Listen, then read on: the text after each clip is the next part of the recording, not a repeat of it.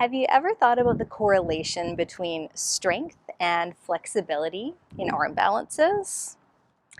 If you have, then this video is for you. My name is Sandra and I'm with Soul Thrive Yoga, and today I'll be looking at why shoulder flexibility is so important in poses like pincha, forearm stand, and handstand. So I'm going to start by getting into dolphin pose. A lot of people don't like this pose very much because it's pretty intense on the hamstrings. And it looks very similar to downward facing dog except we're on the forearms. And so it makes the shape shorter, and that brings more intensity into the hamstrings. If you find that you're a little bit tight there, then just take a bend through the knees and then start to ease your way into the pose. Okay. There we go. So once you feel comfortable there, begin to notice how much weight is coming into your elbows. One of the common things about this pose is that we start to kind of dump our weight here and then our head's a little bit closer to the ground. To counteract that, begin to really press into your hands and your elbows so that there's a little bit more lift up here, and that you might notice that my arms are forming a 90-degree angle, and that is ideal. So we want to avoid this action here, which crunches the angle, and instead really press away so that there's more of a 90-degree angle from my shoulder into my forearm. All right, so I'm just going to come down there, explain a couple things. So what's really important in a pose like pincha or handstand is that you have enough range of motion for some flexion. So this is flexion when we bring our arms overhead. If you're limited here, or if for the sake of pincha here, and you're feeling a limited range of motion in your shoulders, it may be because you've got a lot of upper body strength, like me, because I spend a lot of time upside down and working on my arm balances. So in order to get a little bit more space there, so that I can create that 90-degree angle, one of the poses that I love to do is puppy.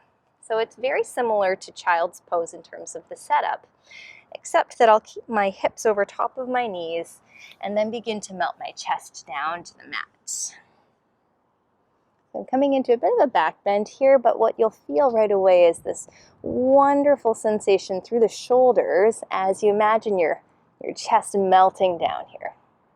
Now you can see that there's space between my armpits and the ground. And that's because I'm a little limited there in my range of motion. But just spending a few breaths here will really help to open things up for me a little bit. So just take a few more breaths in puppy pose. And then slowly make your way back to a seated position. Maybe roll the shoulders back a couple times. And then when you're ready, try your dolphin again and just notice if that's helped to open things up a little bit, so that when you're there, you're not really dumping so much there into the shoulders, and instead you can find a little bit more space and ease.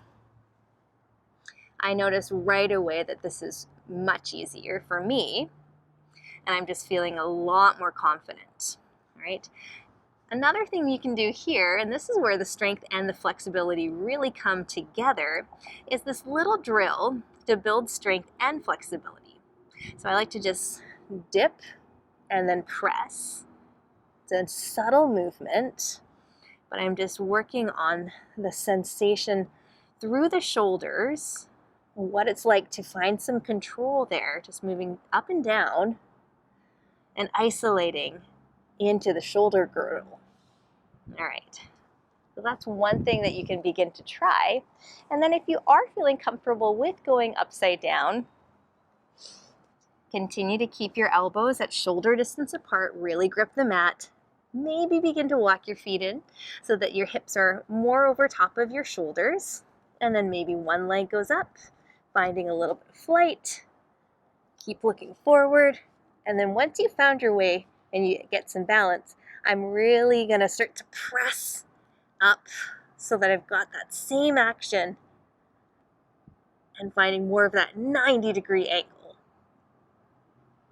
I hope you can see that that subtle movement. It's the same thing that we were doing in the drill in dolphin, but actually upside down. Okay.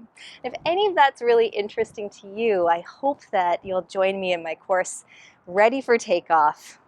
Let me know if you have any questions.